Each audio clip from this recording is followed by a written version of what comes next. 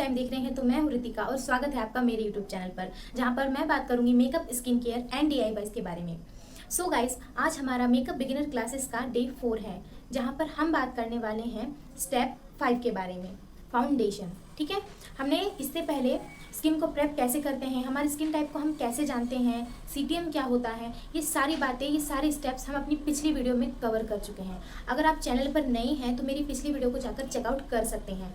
ठीक है, इन सब स्टेप्स के बाद, कलर करेक्शन के स्टेप के बाद नेक्स्ट स्टेप आता है फाउंडेशन के बारे में।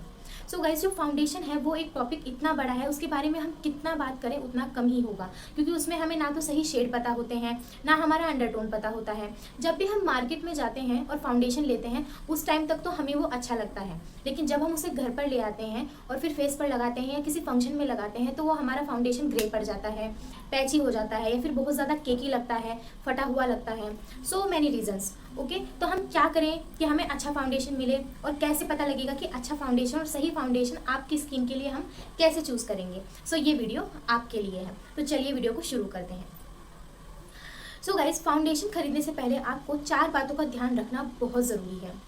नंबर 1, गाइस, कभी भी फाउंडेशन अपने आप को गोरा बनाने के लिए नहीं खरीदते हैं। ठीक है, ऐसा नहीं है कि आपका जो स्किन टोन है वो डस्की है और आप एक बहुत ही ज़्यादा गोरा फाउंडेशन लगा रहे हैं अपने फेस के ऊपर, और उसे लगाने के बाद वो फाउंडेशन आपका डेफिनेटली ग्रे ही पड़ेगा। क्योंकि ये जो कलर होता है ना, जो भी फाउंडेशन होता है, वो जब ऑक्सीजन के अभाव में आता है तो वो ऑक्सीडाइज हो जाता है और वो काला पड़ना शुरू हो जाता है। जैसे हम एक एप्पल है, एग्जाम्पल के लिए एक हम एप्पल लेते हैं और उसे हम कट करके अगर ऑक्सीजन के अभाव में रखेंगे तो थोड़ी देर बाद काला पड़ना शुरू हो जाता है। ठीक उसी तरह फाउंडेशन भी वही काम करता है। जब हम फाउंडेशन को अपने फेस पर लगाते हैं तो जो फाउंडेशन है वो थोड़ी देर बाद ऑक्सीजन के अभाव की वजह से ऑक्सीडाइज होना शुरू हो जाता है और काला पड़ना शुरू हो जाता है। तो उससे पहले हमें अपनी स्किन को अच्छे से प्रेप करना होता है, अच्छे से हमारे स्किन टाइप का प्राइमर हमें लगाना होता है, फिर उसके बाद हमें एक फाउंडेशन लेना होता है। फाउंडेशन को परचेज करते टाइम भी हमें 3 बातों का ध्यान रखना होता है, skin tone, skin type and skin undertone. वो सब हम यहाँ पर बोर्ड पर समझेंगे। मैंने लिखा है टुडे टॉपिक फाउंडेशन, ये पार्ट 1 है गाइस। ठीक है, फाउंडेशन का जो टॉपिक है वो बहुत बड़ा है, इसलिए मैंने इसको 2 पार्ट में डिवाइड किया है। पहले पार्ट में आप अच्छा फाउंडेशन कैसे खरीद सकते हैं ये बताया है, एंड पार्ट 2 में कौन कौन से ब्रांड्स हैं और कौन कौन से ब्रांड्स के आप कौन से शेड्स आपके पास होने चाहिए, ये मैंने उस पार्ट 2 में बताया है। ठीक है, तो यहाँ पर अभी बात करते हैं हमारे जो मेकअप स्टेप्स थे। यहाँ पर मैंने शॉर्ट फॉर्म में लिखा है CTM, primer, colour correction and foundation. ठीक है, यहाँ आज का टॉपिक फाउंडेशन है। तो पहले हमें देखना होगा अपना स्किन टाइप, कितने टाइप की स्किन होती है guys. Oily, combination, normal, dry and sensitive, ये 5 तरीके की स्किन टाइप होती है। इन सभी के लिए अलग अलग फाउंडेशन होते हैं। ठीक है, सो फाउंडेशन कितने टाइप्स के होते हैं, यहाँ पर मैंने एक चार्ट बना रखा है, आई होप कि आप अच्छे से समझ पाएँ। यहाँ पर मैंने लिखा है अपनी स्किन टाइप, फाउंडेशन कितने टाइप के होते हैं, liquid foundation, cream foundation, mousse foundation and powder foundation. Skin type, जो लिक्विड फाउंडेशन होता है वो ऑल स्किन टाइप के लिए सूटेबल होता है। ठीक है, एंड लिक्विड फाउंडेशन में भी ऑयली एंड ड्राई, इन दोनों स्किन टाइप के लिए अलग अलग फाउंडेशन होते हैं, वो हम अपने पार्ट 2 में बात करेंगे। एंड जो क्रीम फाउंडेशन होता है वो normal to dry skin type वालों के लिए होता है। ठीक है, एंड जो मूस फाउंडेशन होता है वो नॉर्मल टू ऑयली स्किन वालों के लिए होता है, और जो पाउडर फाउंडेशन होता है वो ऑयली स्किन वालों के लिए होता है। पाउडर फाउंडेशन कैसे होते हैं गाइस, जो कॉम्पैक्ट पाउडर होते हैं ना उसे हम पाउडर फाउंडेशन बोलते हैं, और जो मूस फाउंडेशन होते हैं तो इसे ज़्यादा कोई यूज़ भी नहीं करता है, तब भी मैं आपको जानकारी के लिए बता रही हूँ कि मूस फाउंडेशन भी होता है। और जो क्रीम फाउंडेशन होता है, जो आपको पैलेट्स में आते हैं, जैसे डर्माकोल की पैलेट है, जो आपको छोटी छोटी डिब्बियों में होते हैं, क्रीम फाउंडेशन होते हैं वे, और जो फाउंडेशन स्टिक्स होती है ना, वे भी फाउंडेशन क्रीम फाउंडेशन होते हैं। ठीक है, वे ड्राई स्किन के लिए होते हैं, हाइड्रेटिंग ज़्यादा होते हैं, क्रीमीनेस बहुत होती है, क्योंकि ड्राई स्किन वालों को सूखा स्किन जो होती है ना, उनकी बहुत सूखी स्किन होती है, इसी वजह से उन्हें हाइड्रेशन की बहुत ज़रूरत होती है, इसीलिए वे क्रीम फाउंडेशन यूज़ करते हैं। एंड जो लिक्विड फाउंडेशन होता है वो ऑल स्किन टाइप के लिए होता है, सूटेबल होते हैं, जो वे पंप में आते हैं या फिर जो ऐसे पैलेट्स पंप होते हैं ना, वे होते हैं लिक्विड फाउंडेशन। नेक्स्ट हम बात करेंगे कवरेज की, कौन से फाउंडेशन की कवरेज ज़्यादा अच्छी है। जो लिक्विड फाउंडेशन होते हैं उनकी हाई कवरेज होती है, वो बहुत ही ज़्यादा हाई कवरेज देते हैं आपको, इसीलिए वो ज़्यादा भी यूज़ होते हैं। जो क्रीम फाउंडेशन होते हैं, अगर आप नॉर्मल टू ड्राई स्किन के ऊपर फाउंडेशन यूज़ कर रहे हैं तो उनकी कवरेज भी आपको हाई कवरेज मिलेगी। आप मूस फाउंडेशन ले रहे हैं नॉर्मल टू ऑयली के लिए, तो वे मीडियम टू लो कवरेज आपको देते हैं।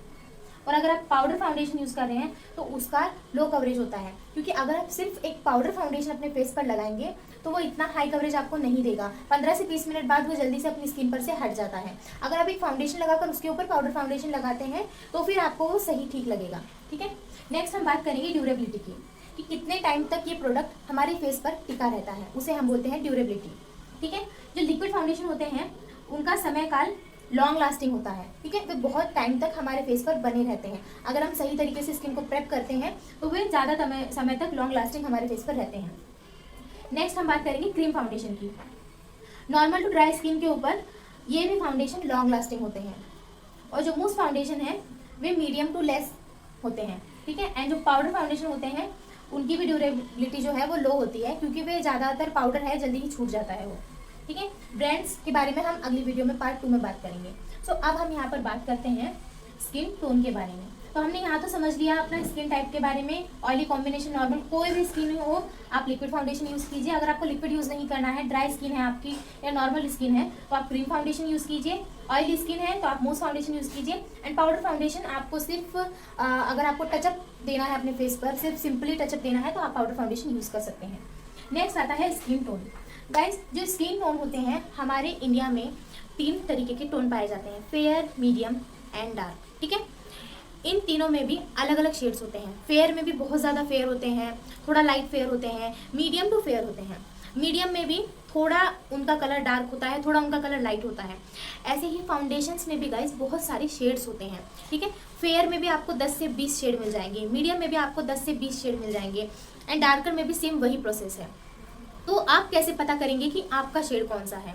अगर आप ऑनलाइन या ऑफलाइन है तो पहले बात करते हैं ऑफलाइन की। अगर आप ऑफलाइन शॉपिंग कर रहे हैं, किसी शॉप पर जाते हैं, तो आप क्या मिस्टेक करते हैं? आप कभी भी फाउंडेशन को खरीदते टाइम आप अपने यहाँ पर चेक करते हैं या फिर यहाँ पर चेक करते हैं। ठीक है, यहाँ पर चेक करते हैं, लेकिन आप गलत करते हैं। आपको अपने फेस पर फाउंडेशन लगाना होता है और आप यहाँ पर फाउंडेशन चेक करते हैं। तो आपको कभी भी फाउंडेशन अपने यहाँ पर चेक करना है। ठीक है, यहाँ पर, क्योंकि यहाँ पर जो हम चेक करते हैं ना, हमें अपने फेस के अकॉर्डिंग फाउंडेशन लेना होता है। तो हमें हमारे नेक का कलर, फाउंडेशन का कलर अलग अलग नहीं होना चाहिए, नहीं तो वो अच्छा नहीं लगता है। तो हमें क्या करना है, अपने नेक का और हमारे फेस का कलर एक जैसा होना चाहिए, इसलिए हमें यहाँ से यहाँ तक अपने फाउंडेशन को लगा कर देखना है। सेकेंड बात, फाउंडेशन को बहुत ही ज़्यादा फेयर शेड नहीं लेना है। अपनी स्किन से 1 या 2 या फिर ज़्यादा से ज़्यादा 3 शेड लाइटर फाउंडेशन ही लेना है। आप ज़्यादा लाइटर लेंगे तो ऑब्वियसली वो ग्रे पड़ जाएगा, वो आपके फेस को बिल्कुल भी सूट नहीं होगा। फाउंडेशन ग्रे पड़ने के रीजंस हैं, आपके फेशियल हेयर्स हो सकते हैं, या फिर आपको पिगमेंटेशन है, आपने उस पिगमेंटेशन पर कलर करेक्शन अच्छे से नहीं किया है, तो वो फाउंडेशन उनके ऊपर काला पड़ना शुरू हो जाता है। ठीक है, तो हमें अपने अच्छे से फेस पर कलर करेक्शन करना है। अगर पिगमेंटेशन है, अगर कोई भी पिगमेंटेशन नहीं है, क्रिस्टल क्लियर है आपकी स्किन, तो आप फाउंडेशन लगाते हैं। फाउंडेशन क्यों लगाते हैं? फाउंडेशन अपनी स्किन को इवन बनाने के लिए लगाते हैं। आप कितने भी गोरे हों, लेकिन तभी भी जो सन की किरणें, जो सूर्य की किरणें हमारे ऊपर पड़ती हैं तो हमारे इन एरिया पर शेडो क्रिएट होता है। ठीक है, वो शेडो क्रिएट होने की वजह से ये एरिया हमारे डार्क नज़र आते हैं, और जो इतना एरिया हमारा होता है ना, वो हमें ज़्यादा गोरा नज़र आता है, और इतना एरिया हमारा, कोई कितना भी फेयर हो लेकिन इतना एरिया आपका थोड़ा डाउन नज़र आता है। तो फाउंडेशन लगाने से वो सभी हमारा जो स्किन है वो इवन हो जाता है। ठीक है, इसी वजह से हम फाउंडेशन लगाते हैं।